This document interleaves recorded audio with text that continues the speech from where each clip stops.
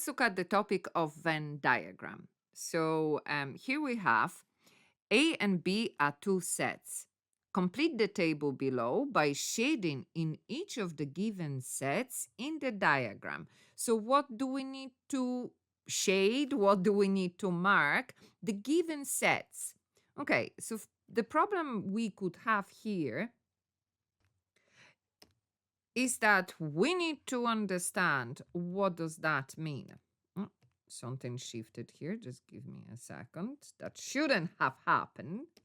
Okay, let's do it again.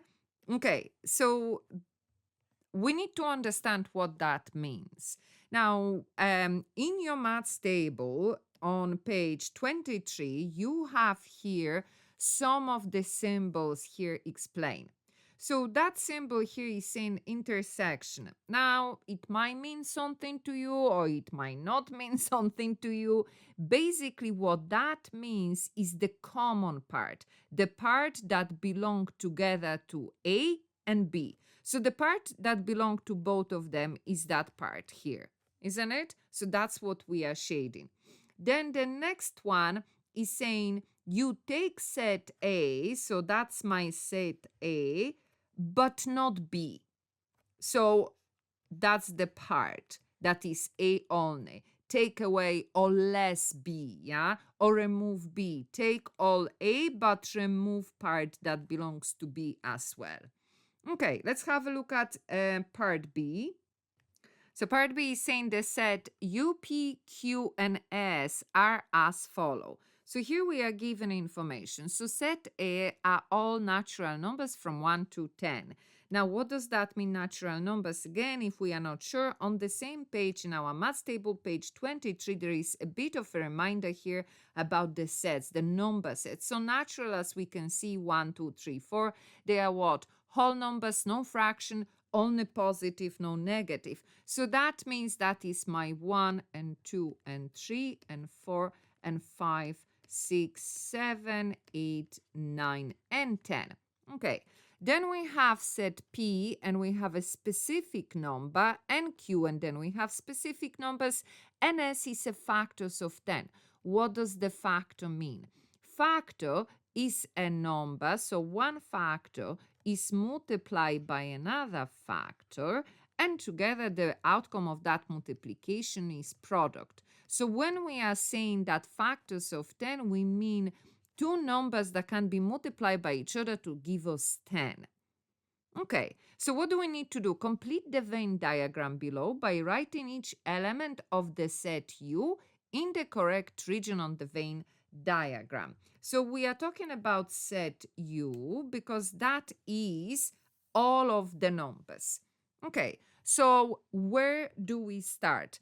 I'm always saying the best way to start when you have three of them is in the very, very, very middle.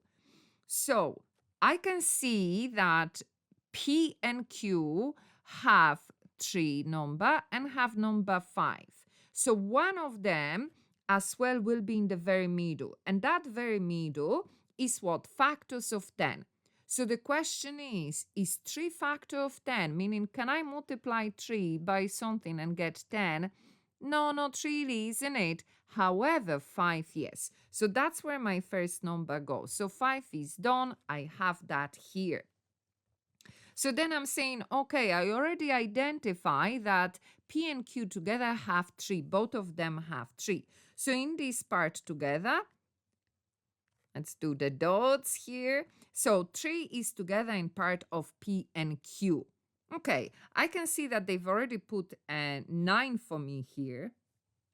So I have 3 and 5 and I have 9. So the only thing that is left is 6. So again, that 6, the only question I can ask is because P and S have it together as well, isn't it? So what I'm asking, is 6 a factor of 10? Meaning, can I multiply 6 by something to get 10? No, I can't. So that means that 6 will belong only to P. So there it is. Now I have 10.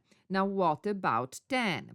Is 10 factor of 10? Well, it is. 10 multiplied by 1 is a factor of 10. So then that belongs to Q.